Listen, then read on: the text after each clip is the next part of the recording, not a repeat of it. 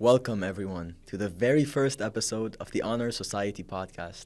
For our inaugural, or first episode, we are honored to host Dr. Alain Shihadeh, the Dean of the Maroun Samaan Faculty of Engineering and Architecture at AUB, who graduated from MIT with a doctorate in mechanical engineering in 1998. Let's dive right in. Thank you for having me. Pleasure. Thank you for being here, Doctor. So, as mentioned in the introduction, we're going to start with a brief of your personal and intellectual journey. How, or more importantly, why did you choose to become the Dean of MSFEA? Was it just something you planned for? Was it... It's actually a complicated question. I don't think I ever chose to become the Dean of MSFEA. It's something that kind of happened, that I walked into. And still every day, I still ask myself, am I the Dean of MSFEA? Is this something I really want to be doing? It's an incredible challenge. Now, I should tell you a little bit about myself, maybe that would give you some background for this. I have, I worked as a design engineer after I finished undergraduate, before I went to grad school. And I knew that working in a corporate environment wasn't going to fit me very well. It wasn't going to fit me very well because in a corporate environment, you have to work for what the organization's goals are. And there's not a lot of setting your own goals. So I knew I needed something quite different than that. And there was nothing like academia for giving you the opportunity to be in an environment where you're working with young people all the time, but at the same time, you get to set your own intellectual agenda. And so being a professor means, what is it that I'm interested in working on? What questions motivate me? And that's what I get to do for a living, while at the same time working with young people and mentoring them.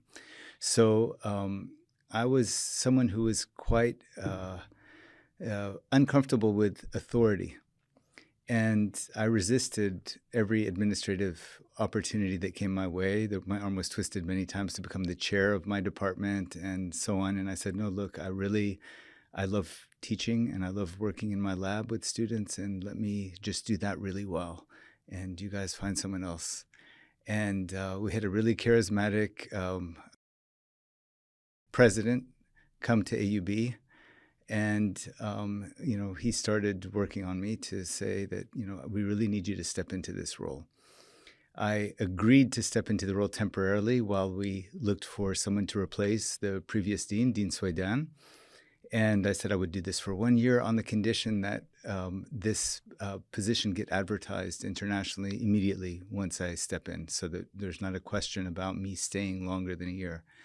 As the year was coming to a close, people started asking me, could you please just put your CV in for this? And I did it at the very last minute with the understanding that in case we don't get great applicants, all right, I don't want, I believe in this place. I believe in the mission of this university tremendously. And at the very least, you would get me if you don't find someone better. So that was kind of the way I walked into this. And here I am almost 10 years later doing this position. It's been an incredible journey and something that I never imagined I would do, but here I am. Wow, that's a very humbling perspective. To be honest, I did not expect that, and I was not planning on being the dean. One day, please, Dr. Alain, be the dean of MSFEA. It took a lot of discussion, let's say, going back and forth with doing that, yeah. And right now, are you satisfied with this position? Look, I made a choice a long time ago, actually when I was in grad school. Never do something unless you're going to do it as if you're going to be doing it for the long run. So in other words, don't just live somewhere thinking, okay, it doesn't really matter what happens to this place because I'm not going to be here very long anyway. No, just like live and be in the place you are as if it's a place that you're going to be invested in, and do it fully to the max. So once I said yes, there was no question that I wasn't going to dedicate myself to it. And I think when you put your mind to something and you make it, it becomes your passion, you will find a way that it becomes interesting and challenging. So I don't regret doing it at all. And it has been interesting and challenging. Speaking about regrets, yeah. Throughout your intellectual journey, what is the single biggest mistake or regret you have?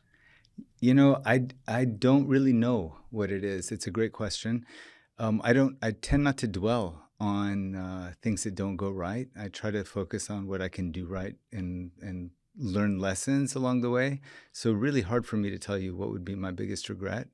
I would say that, let's say, coming on and becoming a dean, I learned a lot. I'm in a different position now than I was 8 years ago. And there are things I know now that I wish I knew then, for sure. So, so I think of it more as growth rather than as a regret. I don't have a single regret, honestly. Mm, that's a beautiful mindset, which we all need to adopt as a society. Because what I realized as you were speaking to me about your journey is you did not plan for anything. And even though things did not go your way, you did not choose to focus on the bad things. Instead, whatever happens to you, you try to mold it into something positive. Absolutely. I mean, it's a mindset. You think about, what am I learning in this very moment? This is uncomfortable, but you know what? There's somehow you come out of it ahead. And so there's the saying that what doesn't kill you makes you stronger. Mm-hmm. So maybe that's true, but I don't do it so consciously. I'm more keep an open mindset to things, looking out at the opportunities that come from places that you didn't expect them to. So just being open to that. I have a question then. How do you balance this openness and flexibility with planning for the future? So I've realized you're a bit of you don't plan for the future too much. Instead, it's something happens and you either take the opportunity or reject it. But at the same time, you seem like a very prudent and wise man. How do you balance these two, like not planning too much while making sure that you make the right decisions? My favorite music is jazz music, and I love the improvisation within a framework. And so I think it's really important to have some values and goals, or especially values that guide what you're doing, a sense of the long run of where you're going, but not necessarily to be bound by a minute-to-minute plan. So I'm a kind of person, and my students will tell you that, my lab will tell you that, that likes to pivot where new things, new facts come up, and to be constantly open to that, not to be too stuck to a plan. I'm much more interested in a strategy than a plan. Can you tell us more about these values and goals which guide you? Well, for example, here at MSFEA, we've thought a lot about what is it we're trying to do? What are we trying to accomplish? The university has been an amazing platform for individual success. If you look at the people that have gone through this university, they've done very well for themselves. But at the same time, the university is in an environment, in a country, and in a region that is very challenged and suffering in many ways.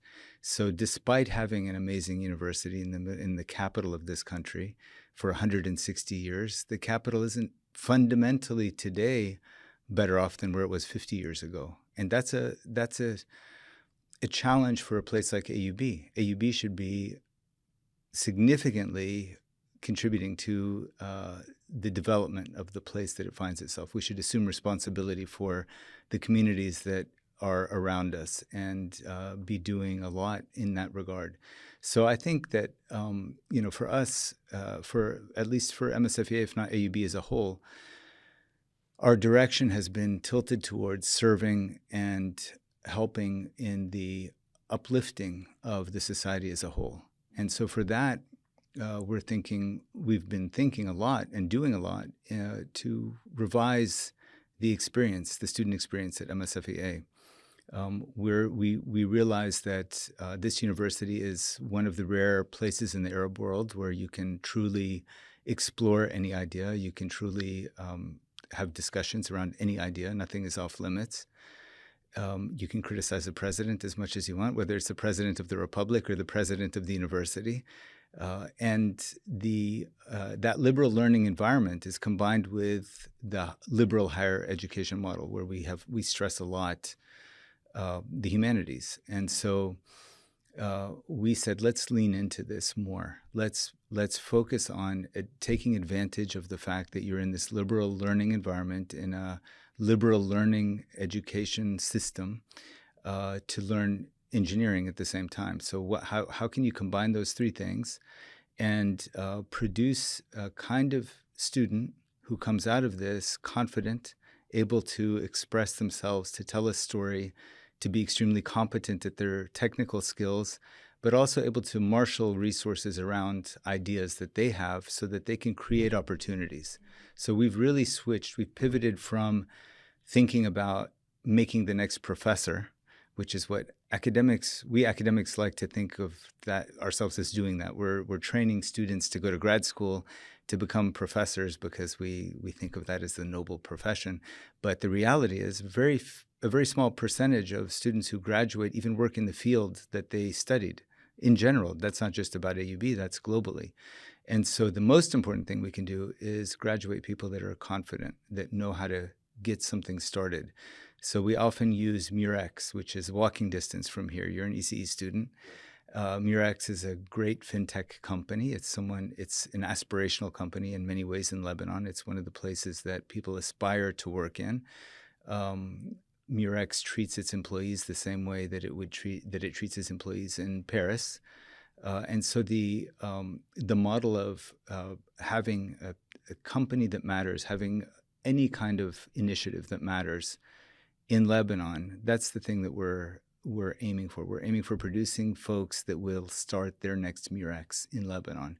And it could be a social entrepreneurship initiative. It doesn't have to be something that's focused on making money. But the most important thing is that it has an impact. And then that creates opportunities for other people. So, if you really want to think about it, the problem we're trying to solve, big picture, is that the people in this part of the world are not at the table globally where decisions are being made. We have to be producing ideas or producing products or producing software, producing designs that the rest of the world cares enough about that we start to have a place at the table. So fundamentally, we have to go from being communities that are consuming things that other people make and think of to communities that other people need us for.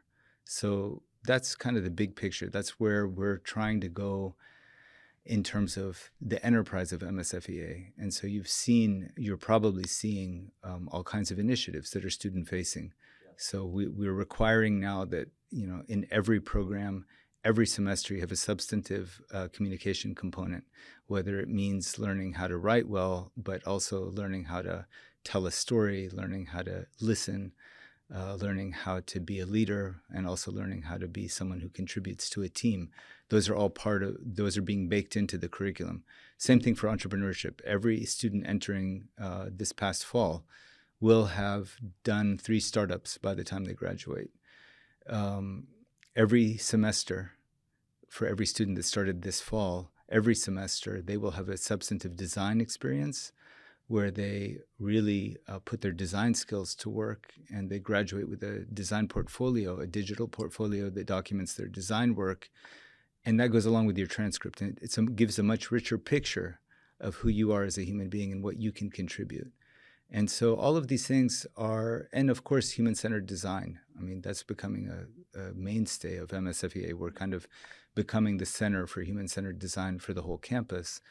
And that's really about working upstream. If you look at the traditional engineering curriculum, it is focused on giving you well-defined problems to solve. Yes. And we know that the person who knows what problem to solve in the first place is the person that's going to be setting an agenda. So our focus now is on making sure that students don't only know how to solve problems, but they know how to find and define problems. What's the right problem to solve? So all of those things go into making a kind of person that is very self-actualized and very powerful as a change agent. So that goes along with the ethics and goes along with the humanities-based learning that we do at AUB. That's a beautiful mission. You do not just want to create engineers or robots that do a certain task. You want to graduate better humans that serve the community, right? Absolutely. And the way we do that is through the current educational system.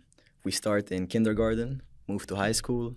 After that, we have university and potentially a corporate job. And my question for you is, What do you think is the biggest flaw in the education system? I mean, you've had a lot of experience with it. You started with a bachelor's, followed by a master's, a doctorate, and currently the dean of MSFEA. I'm sure the educational system is not perfect. It has flaws. What's the biggest one? And more importantly, how can we fix it? Great questions. And maybe you should become a dean one day because you're asking the right ones. No. Fundamentally, the schooling system, it's an industrial era artifact. So you have people sitting in classrooms for 50 minutes, listening to someone talk, hopefully absorbing something, writing down what they wrote down on the board. This goes back many centuries, actually. This is a leftover from the fact that there weren't printing presses at the time the formal learning system started. So we're really going back many centuries in terms of the approach. A semester comes out of the blue. Grades come out of the blue. None of these things actually serve fundamentally the learning mission of K through 12 or through higher education in general.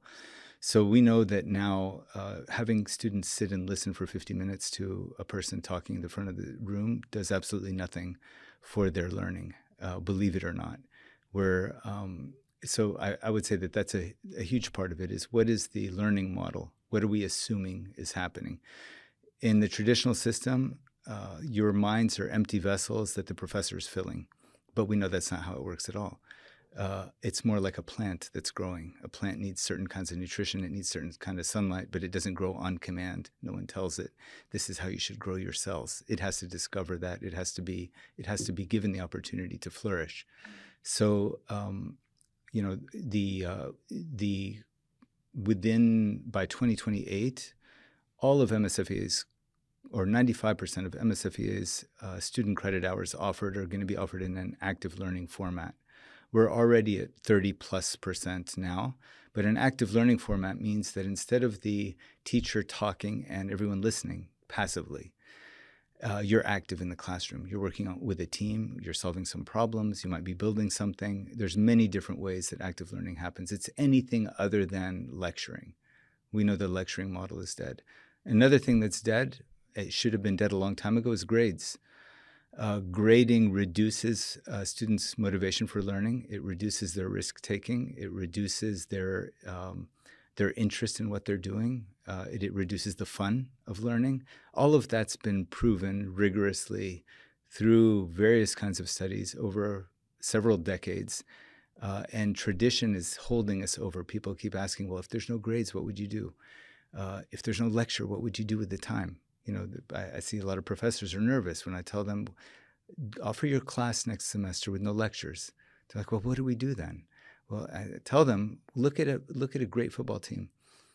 Do they learn in year one how to kick by watching videos over and over of Messi kicking, or do they go onto the field and practice? And do they do year one kicking, year two dribbling, year three blocking, etc., or did they do it all at once together in an integrated fashion? So just take your cue from a great sports team, any kind of sports team, and let's look at authentically how learning happens. It certainly doesn't happen by lecturing. And you could have every equation describing the trajectory of a football as it goes through the air and is going to get into the goal.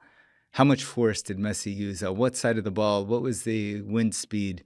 The drag coefficient, the momentum of the ball, et cetera, to create a certain trajectory. But you won't actually know until it happens. But does that enable you to kick the ball? Or does that enable you to pass a test that would describe it? So our goal in education can't be passing tests with high grades. Sure, tests can be useful. They can measure certain things. I'm not saying that we wouldn't have that, but we have to fundamentally do education differently. It's treated as something done to someone, rather than a growing learning process. So correct me if I'm wrong. For the past few thousand of years, the educational system has barely changed. It's mostly students attending lectures, listening to professors, solving exams on these lectures, and receiving grades as feedback. Based on this feedback, universities choose whether to accept or reject that student. And based on the grades of that student in the university, corporate companies choose whether to accept or reject the students. This has been happening for thousands of years. And you claim this is the fundamental flaw in the educational system, the lecture slash exam framework. Absolutely. I mean, lecture exam framework does one thing. It teaches you how to tolerate boredom, sit quietly in class, obediently, and then give back what the teacher told you that you should learn. And what's the most common question you get when you have grades? Any student knows this. أديت They say, عليك. is this going to be on the exam, sir? Mhm. And so as soon as you get a question like that, you know that something's failing. And maybe it's, and we know this. I mean, if you talk to education experts, scientists who study education, they will tell you that, yes, fundamentally this is wrong, and it's carried over through inertia. It's not carried over through intentional design of proper learning. And if you think about it, I mean, let's say you did great. You got a 4.0. You graduated, you passed every test, it's a measure of how you did on tests and reports and assignments.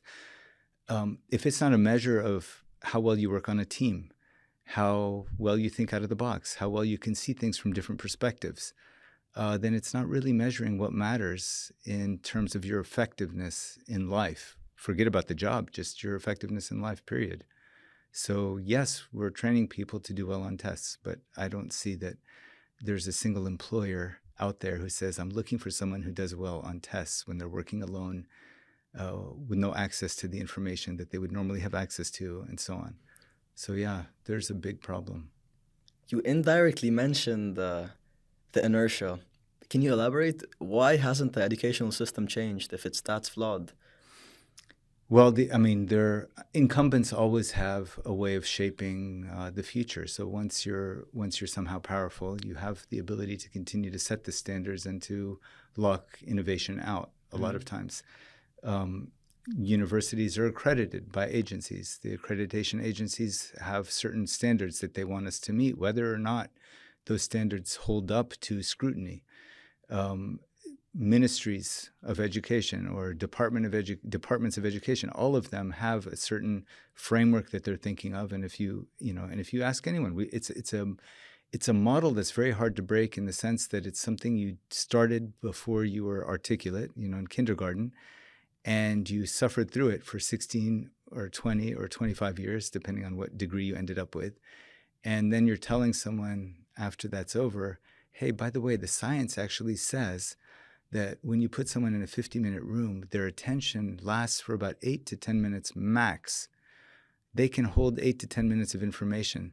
After 10 minutes, the buffer gets full and it starts emptying and making place for the new stuff. And if they don't actually use the material that you learned after a few minutes of talking, then there's very little value that's going to be retained. So the student, what actually happens is the student has written down notes to know what they need to learn, but they're going to go and learn it on their own or with their colleagues, or not learn it at all. But they're definitely not learning it during that 50 minutes. So the professor's pretending something useful is happening. The students are pretending something useful is happening. The university pretends something useful is happening. We charge tuition for it. And fundamentally, it's off. Yeah, it's off. Wow. One thing just that went through my mind right now is we've been living through a big lie then. As you just said, the teachers are pretending, the students are pretending, everybody's just pretending this is helping us for the future, but it's not. And I'm very grateful someone like you, the Dean of MSFEA, could confirm that I'm not hallucinating. But yes, something's messed up, something's wrong. But the more important question is, how can we fix it? And you already mentioned the experiential learning aspect. You don't want students to only focus on that 50 minutes inside the classroom's borders. You want to take learning outside. How? Absolutely. You can do useful things together. So I'm not saying, so look, think about what happened during COVID. We went online, okay? And you guys were getting your lectures online, and everyone kind of realized this is just really awful. Like, there are better versions of this material elsewhere. I can learn the same material from 3 Blue, 1 Brown. If you haven't looked that up, look it up, check it out. Great resource. So there are better versions of those videos elsewhere. Surely when I bring people together physically, when we get that luxury of all being together in one place at one time, I don't want to just reproduce a poor video again. Let's do something useful with that time. Let's actually think of the professor as a coach. Give the students something interesting to work on for those 50 minutes, if it has to be 50 minutes, which is a whole question in and of itself. But let's say it's 50 minutes. What if the students are working on a challenge that they're trying to solve something, and the professor's walking around between them and checking, where are you having difficulty? How can I help you? So that's much more like a coach than a sage. You know, the material is all in the textbook already. What am I going to tell you that's not in the textbook? How about we use what's in the textbook and see if we can apply it to something, and let me help you apply it. So there, as I mentioned, there are a lot of ways of doing that. You can do that outside the classroom for sure. You can do some people like to do flipped learning, where there are videos or reading assignments ahead of time, and then class time is used to actually apply it. There are other people that try to do things outside the classroom. So if it's a small enough class, you can go and learn. Like last summer, we had a course on urban history in Istanbul, in an architecture course. They did an intensive course over a couple of weeks or 3 weeks, and it was essentially the entire 3-credit course done in the city of Istanbul, Wow. learning about the architecture and the various layers and the implications of it. And sure, so there are all kinds of models, and it just depends on what the subject matter is, what the imagination of the faculty member is, and the openness of the administration to allowing experiments to happen. What's the imagination of MSFEA? It's wide. I mean, you have some fantastic faculty members that are really taking this to heart and trying out new models. For example, Daniel Asmar in his mechatronics course in mechanical engineering. The course is in the lab, so it's not that you have a lecture for 3 hours a week and then you have a 1-hour lab. The entire course is in the lab. So a concept gets talked about for a few minutes and immediately applied in the lab. And then you circle back to a concept and back to the lab, and it just continues to go back and forth. So there's never a point where you have to remember something for the sake of remembering it. You're learning a concept and then seeing it in place. In electrical and computer engineering, the new version of circuits is also happening that way. So introduction to circuits is happening where students are learning in a lab environment, not a lecture, a theoretical lecture followed by a practical lab, but integrating the two things. So the students find it, I mean, there's two things. You should be careful about what you wish for.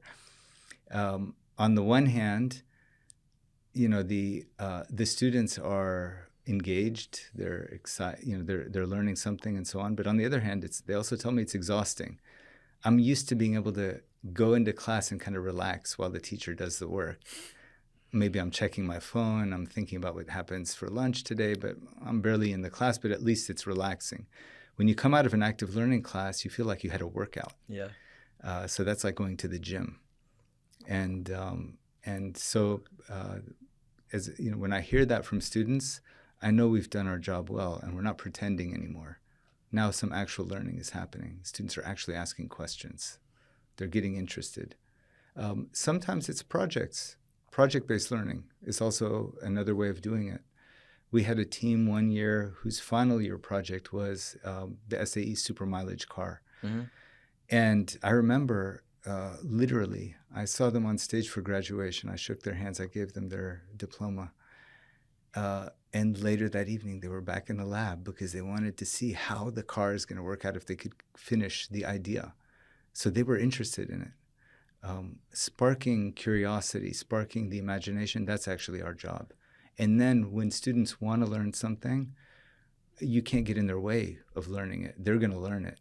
So the real question is, for a university or for a higher education program, it's, can you spark the curiosity of those students? Can you ignite their curiosity? Can you make them interested in the problem to the point that they're going to go and seek out the learning in the context of solving that problem? Mm.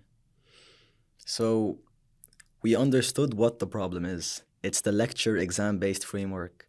We understood how to solve it. We add experiential learning and projects. Now the only question left is when. You just mentioned that AUB already started implementing it, but two things. 30 minutes ago, I just came back from my 50-minute lecture. And my sister is just leaving from her classroom right now. Is the educational system going to change anytime soon, or? It's changing. It's already changing at MSFEA. A plea I would have for students is, when you have those kinds of experiences and you feel that they are valuable, be a source of pressure. Not every faculty member is enthralled with the idea of departing from their PowerPoint and script that they've developed. Be a point of pressure, be a point of change. And that certainly accelerates things. So you have faculty members who are totally bought in and doing this. Mm-hmm. You have an administration that's completely bought into doing this and incentivizing it. And if you have the students also pulling for it, the change will happen much more quickly. But we are on target in the sense of 95. We're going from almost 0% to 95% of the student credit hours being offered in an active learning format by fall 2028. And so it's a very aggressive schedule, and it's happening. But certainly, you guys are critical in it. How can I help? How can the viewers of this podcast help? Talk to their faculty members. Say, hey, I heard about an active learning modality. Yes. Is it possible for us to do at least part of the course in that manner? And they have resources now. Faculty members know what the resources are. They have a team that we've hired and developed, actually. We've really developed a team internally whose entire job every day is to help faculty members make the transition from traditional teaching to active learning. Mm-hmm. And if you guys can certainly help by talking to your faculty members and saying, can you do that? I heard about this course in ECE 210. Yes. I heard about this mechatronics course. I heard about thermo. There's a version of thermodynamics for the mechanical engineers out there that is done in an active learning format. And just spread the word. Make it become a pressure point. You can make change happen much more quickly. All right. Allow me to shift the conversation a bit to the actual student's experience. How can students balance a good GPA right now with extracurriculars? Or before actually I ask you that question, is a good GPA something valuable? Should we work for it right now or not? Again, that goes back to the whole question of grades. Fundamentally, society is structured right now. Certain opportunities are structured around where you fit in the ranking of your class, mm-hmm. right? And so those opportunities, it matters. Yes. I'm not going to say it matters. It doesn't matter. Would I sacrifice a 4.0 GPA for a 3.0 GPA, where with the 3.0, I was also on the varsity football team and in an art club and helping in some beach cleanup campaigns, et cetera? I would say for sure. Because long run, the kind of skills you're going to get outside the classroom from not being a great student mm-hmm. will outweigh the skills that you... Now, there are some people that do both. Yes. Some people can get that 4.3 and be on the varsity team and maybe go, do something with the Model UN and be active, be involved in the Red Cross. So, for example, the Red Cross, like in my lab, I recruit amazing students, but I don't look first at their GPA. I usually look at, well, how rounded is this person? Do they know how to work with their hands?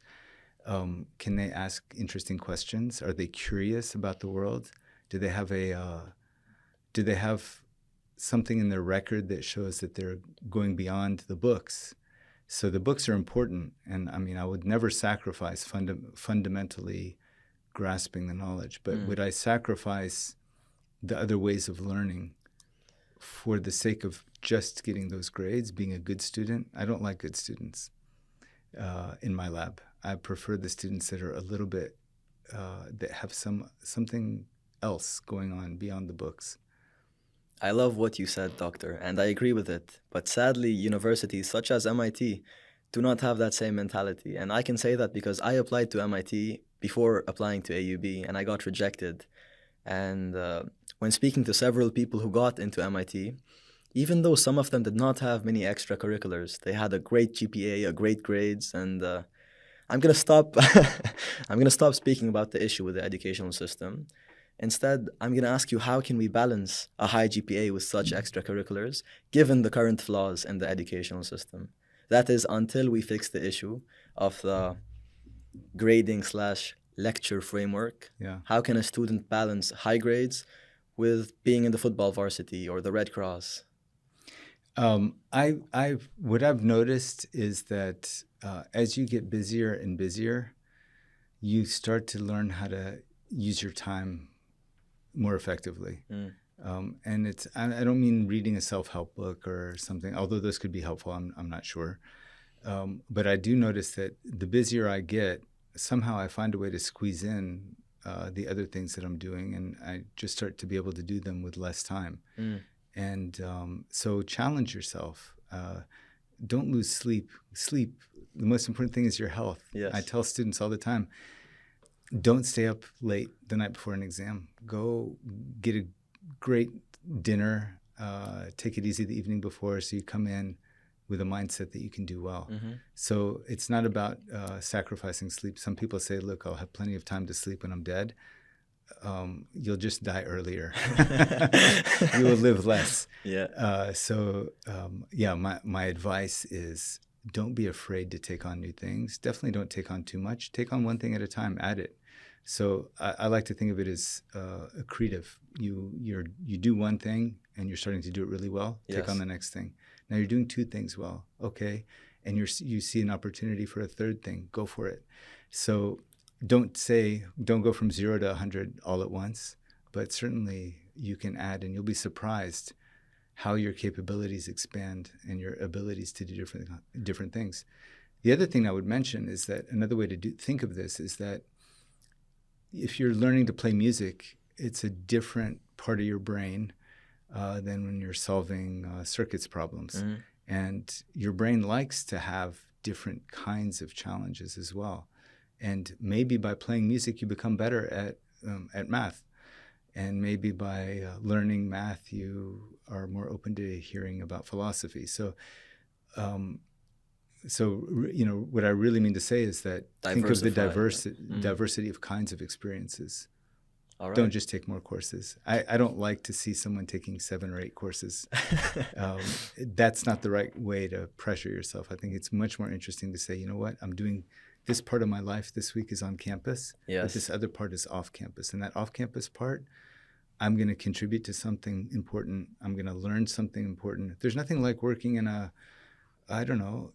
working in the Red Cross. Imagine the life skills you learn. You have to go up to the 4th floor of a building. An elderly person has fallen down, maybe broken a bone.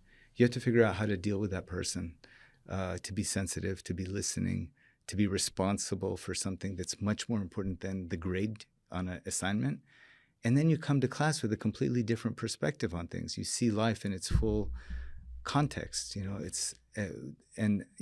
My daughter right now, she's in 12th grade, and I see how hard she's working to try to apply to some of the schools that are, out there that have crazy admissions requirements.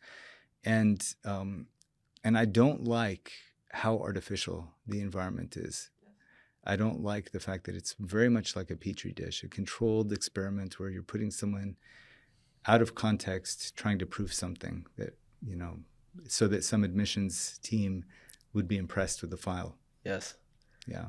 Speaking about diversity and health, I remember last semester, it was around 7:50 a.m. I was walking down to my EECE 230 class. I look to my left, I see you loading the bike onto your car. Yeah. I'm like that lucky guy. I'm going to class and you're going to ride. Anyways, you do mountain biking? I do mountain biking, and it's for me, it's like my sanctuary. So like I said to you, doing different kinds of things with your brain. The mountain bike, especially the kind of mountain biking we do in Lebanon, it's a high-risk activity. And it involves speed, it involves sweating, it involves being out in nature, but it involves being in the moment. There's no way to do it without being in the moment. I cannot be thinking about the tenure files that I need to look at. I can't be thinking about the meetings I'm going to have with people that I haven't yet looked up who they are, and I need to learn their backgrounds before I see them. I have to be in the moment. Just don't die. You're in the moment. Yeah. It forces you to focus on where you are, and there's something super valuable about that. I mean, everything and so much of academia is about the future. You're constantly preparing for something. You're constantly finishing something. You're constantly working towards a deadline in the future. Mm-hmm. It's really important to balance that with being in the present with something. For some people, it's playing music. For some people, it's yoga. For me, it's I need that adrenaline hit, and I love to work out, and I love nature. So for me, it's a combination of all of those things. So what else do you have on your plate? Mountain biking, Dean of MSFEA? Trying to be a companion to my kids and my spouse. Mm-hmm. For sure, doing research. I love doing research. I mean, I like contributing to basic knowledge and discovering what's out there. It's kind of, I think of the lab as a place to play. It's like a playground for adults, or it's toys almost. I think of them as toys, and those are the main things that I do. I would say those are the main ones. I mean, I work out. I try to get enough sleep. I try to be active. Yes. Enough, and I really feel that it makes me more effective. That Wednesday morning ride that you're mentioning that I do, it's not far from Beirut, but when I go there and I take a couple of professors, usually I won't tell you who they are. You'll discover them. I think it makes me more effective the rest of the day. When I come back, I'm ready to take. It's as if I have a whole new week ahead of me. So it's a reset. And how do you balance your time between all of these? Do you have any time management tips? Yeah, I mean, I basically, I set blocks of time where this is sacred, okay? There's no meetings from this time to this time on these days. This time is purely for thinking about research and writing. This time is purely for seeing students. And I carve those out. And if you don't, you'll find that the demands on you will always exceed your 40-hour work week. So you're going to be falling short somewhere. So I wish I worked only 40 hours, but let's just say your work week will be dictated to you by external pressures rather than by intentional design. So I think it's much more important to say intentionally, this is how much time I'm willing to do on writing thank you notes to donors this week. This is how much time I'm willing to put into, talking to my students about their research. And trying to set it aside blocks of time for things. And do things go according to your schedule? No. What do you do You adapt. I mean, there's times when, this is what, like I said, I like jazz music. So sometimes a great opportunity comes out. Someone calls me and says, so-and-so is in town and is interested in seeing AUB. Would you be willing to show them around? And I might drop everything to do that because this person may be bringing opportunities for students, internship opportunities, co-op opportunities, what have you. So and then I have to rebalance and readjust later.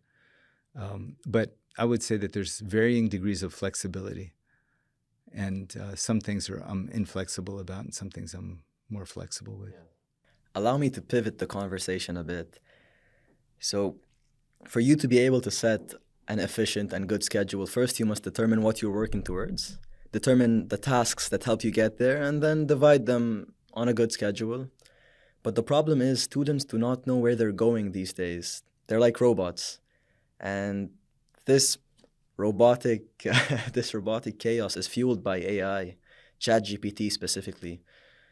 For example, I walked into my friend's bedroom 2 days ago. He's a cousin.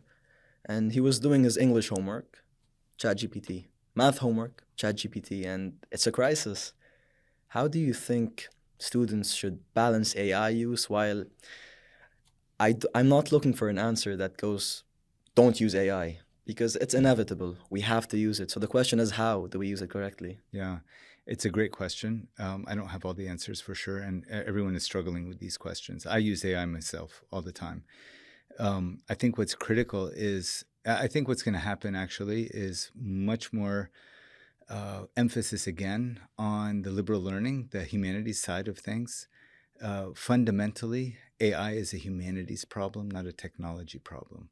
So understanding what it is, what are its assumptions, what underlies this technology, but more importantly, what are its impacts on using it, and knowing how to interrogate it. So if you have the ability to look at a text from the 15th century and try to put yourself in the shoes of the person who was writing that text, in the context that they were in, what was going on, why were they saying what they were saying, those basic skills, those are what will serve someone in the long run moving forward as AI becomes more and more capable. Because basically what's happening is everyone is moving higher up on the cognitive chain. The mechanical skills that we learned in school that we often emphasize, like you need to be expert at coding in X or Y language.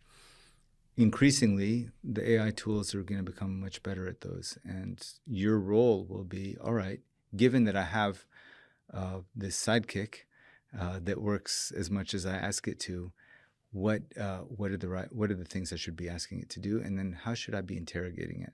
What's critical to me is that, and I see this sometimes, I might give students an assignment. I will get back something that they just prompted ChatGPT or another model. And I'll read it and I'll say, this is actually garbage. This actually doesn't even answer the thing that we were really looking at, and look at how it contradicts itself. And I give it back to the student.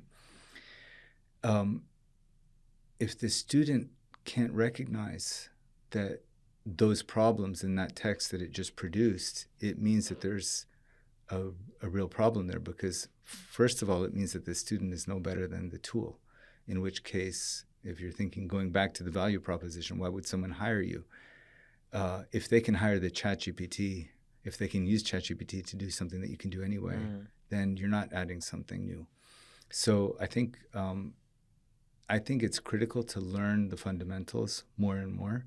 So I would regress back to the core math and physics and the fundamental engineering sciences. I would regress back to the core humanities and worry less and less about picking up a course on, switching techniques and MOSFETs, and focusing more on what the core ideas are behind them. So yes, use it, but never turn off your brain. Don't let it substitute for you. Let it augment you. Let it free you up by doing some of the things that, trivial tasks. Yeah, trivial tasks. But definitely don't outsource your thinking to the AI models, because that will be doing you a disservice. It's kind of like, I really hate working out. It's hard to lift weights. I don't want to sweat and grunt and da-da-da. I'm going to hire someone to work out for me. I'm going to send them to the gym for me.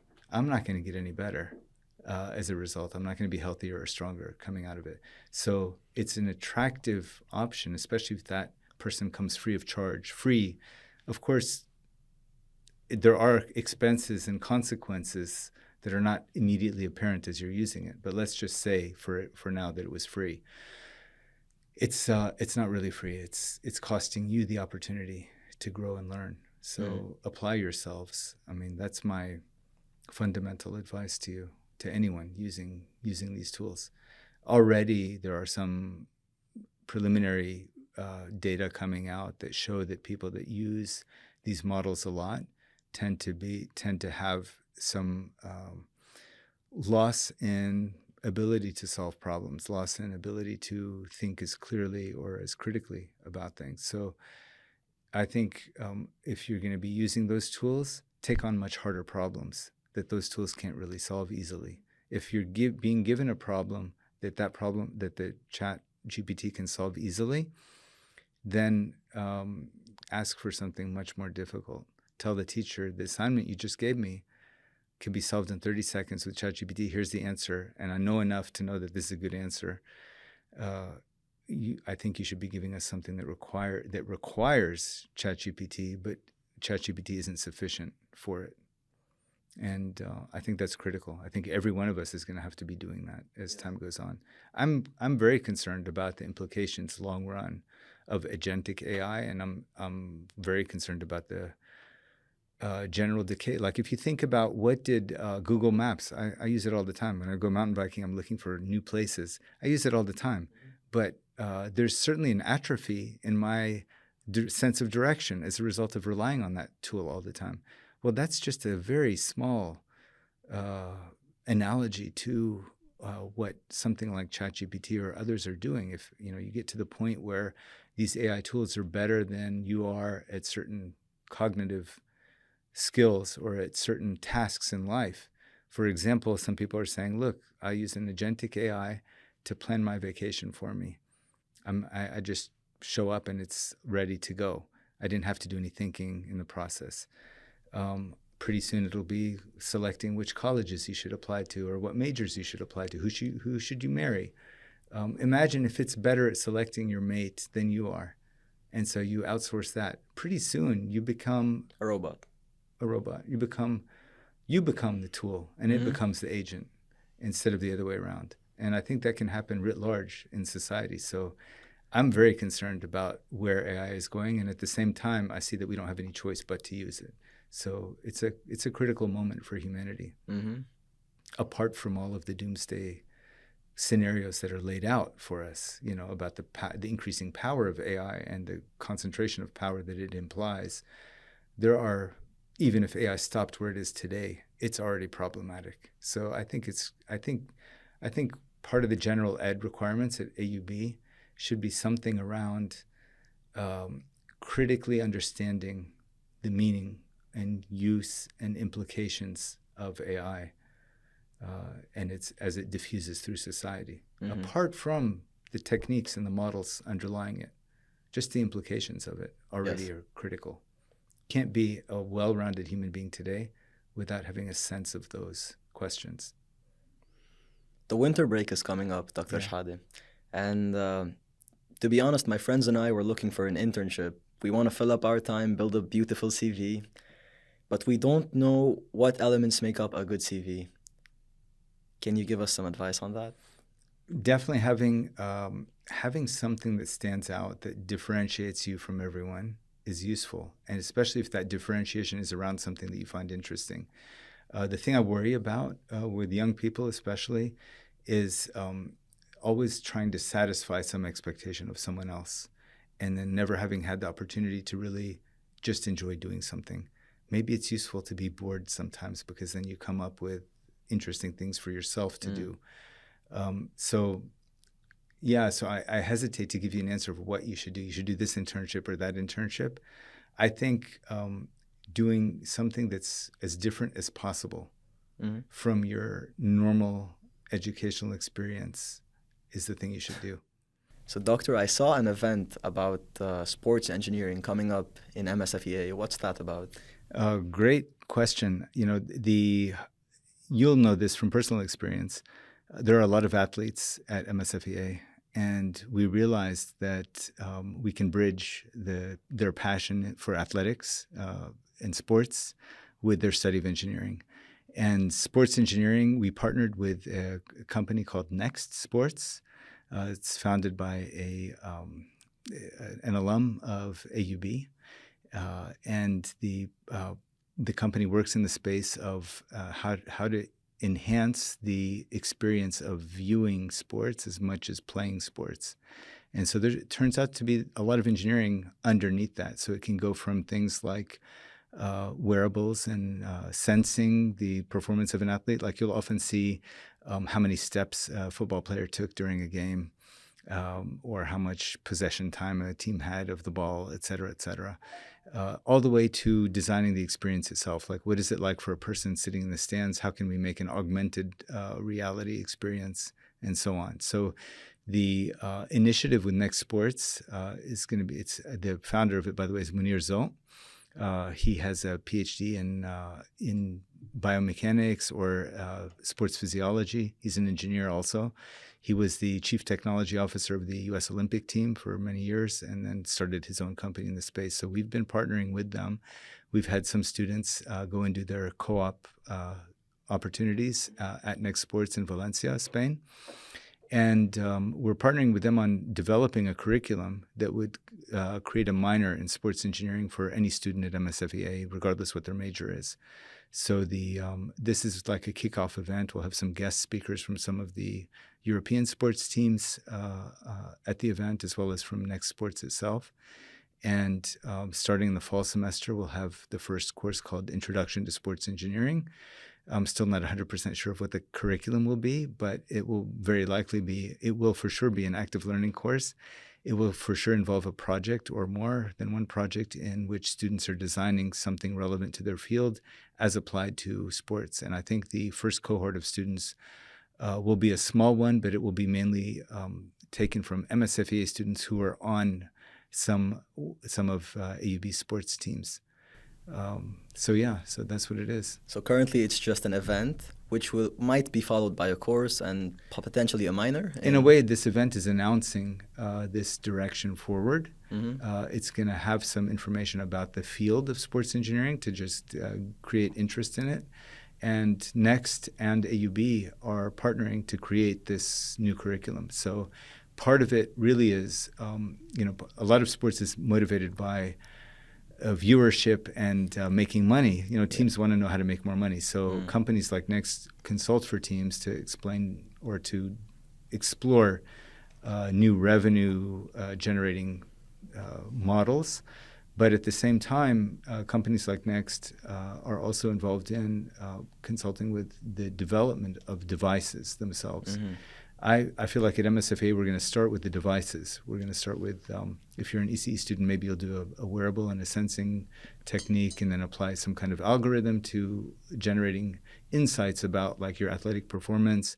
Was this a good day for you to actually push yourself harder or not?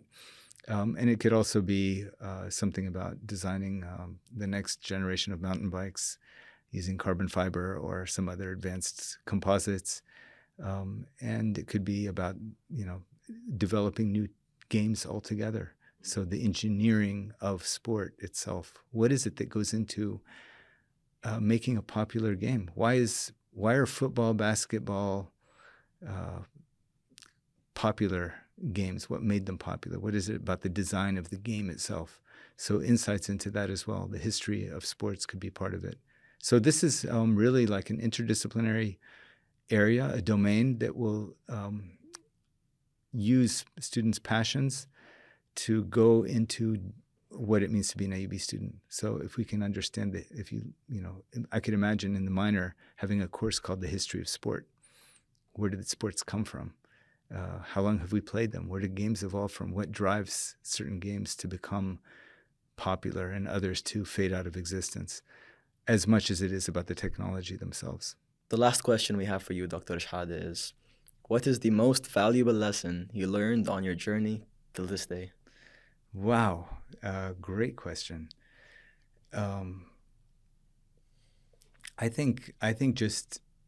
would say that what I mentioned before, when you're in a particular place and time, be there as if that is your permanent place and time and invest in it. You will always benefit from investing in it. Don't treat anything as a transitory or low value moment. Every moment is valuable. So I feel like the more you do that, even if you're, you might be thinking, I'm building something, but I'm not even going to benefit from it. They say that great people are those that plant trees whose shade they will never benefit from. Be there and do that, and you will find, I think, things always go better that way. Wow, that's some great advice, because we've shifted from humans who always work towards getting somewhere, getting that next promotion, a higher salary, to the next university. But your advice contradicts that. It's live in this moment, be in this moment, and try to make the most out of what you have, not what you will have. Dr. Shihadeh, it's been a beautiful episode till now. We're going to end this podcast by asking you questions proposed by different students across campus. Our friend Aya, she went around campus filming students, telling them, if you had one question you could ask the Dean of MSFEA, what would it be? And we would like to receive your response in quick-fire, short responses. Okay. Favorite book? Beloved by Toni Morrison. What does it speak about? It's tough to summarize. It's an experience of a person who went through slavery, who lived through slavery in the United States. A female experience of that. It's an amazing poetic book. Very difficult to summarize. Okay. One thing you can't live without. My bike, for sure. All right. Your greatest strength. One word. Ability to concentrate for a long period of time. Coffee or tea? Coffee. A place that inspires you. AUB. For sure, AUB inspires me. The young people around here, they're no end of inspiration, truly. A word that describes you. Jazz music. Your biggest regret in one word. No regrets. No regrets. Your biggest weakness in one word. Jazz music. Favorite Lebanese dish, jazz music. No, favorite Lebanese dish. Probably molokhia, believe it or not. That's a controversial opinion. Yeah. Sahten. Thank you. Introvert Especially or extrovert? with hot sauce. Hot sauce and molokhia? Yeah. That's a discussion for another time. Tabasco. Introvert or extrovert? Extrovert. Your dream travel destination? The Alps in the summertime. A habit you want to change? Using my phone too much. A habit you want to add? Playing the piano. One value you live by? That's a tough one. Take your time. I like that you're thinking about them, not just giving random answers. Yeah, for sure. For sure, it's being in the moment, but also being conscious of others. Which is becoming harder with AI and the phone and Instagram and social 100%. media. A song you never get tired of? Stairway to Heaven. By Led Zeppelin? Yes, Led Zeppelin. Your comfort activity? Mountain biking. Mountain biking. Yeah, for sure, mountain biking. One word your students would use to describe you? They say I'm cool. You are cool. One word your colleagues would use to describe you? Someone with a lot of vision. If you weren't in academia, what field would you choose? These days, I swear to God, I've been dreaming about it. One day I'm gonna go on sabbatical, and I'm gonna go on sabbatical. Sabbatical is something that academics do every so many years. You have a year to kind of focus on writing or something. I'm gonna go to an F1 team, and I'm gonna say, could I just sweep the floor on your team, because I want to experience the level of efficiency, the level of teamwork, the level of accountability, of performance that goes with being on such a team. So academia is a messy place. It's a place where everyone has their own opinion. We try to do things very democratically. There's lots of deliberation. Things tend to move slow. So it's indecisive. It's inertia you spoke about. There's inertia. Yeah. There's a lot of things. I mean, it's beautiful. I mean, it's very human and organic at the same time. But like I said, I like to see contrasts. I like hot and cold. I like soft and hard. I like to see contrasts. And I feel like the way an F1 team operates, it's like a symphony. There's a precision there. There's an accountability there. You know how you did. You know where you were at the end of the race. You know who did their job right and who didn't. You knew that the race strategy was being changed continuously throughout the race while you're looking at what's happening with the competition. The driver is adjusting the bias and the braking at every corner and the suspension and everything else. And all these decisions are being made. So everyone is expert at their level. And somehow the whole system comes together and there's one person accountable, the team principal at the end of the day. He had to hire the drivers, the engineers, they had to make choices. And it all works beautifully, like a symphony. So in a symphony, you have the expert violinist, you have the brass section, you have the strings. Each person does their job amazingly well. Mm-hmm. Immediately, everyone knows if someone didn't do their job well. It's very clear where that was. And there's just an expectation of everyone on the team to be perfect. Wow. So for me, you're asking me what I would do if I took some time off or did something different. I'd go sweep the floor in an F1 team and just watch and bask in the symphony, the level of human perfection that's happening there. Wow, that's beautiful. Thank you. It was a lot of fun. Mm-hmm. Guys, this is Dr. Shihadeh. You all heard what he said. Live in this moment, be in this moment. Thank you. Thank you.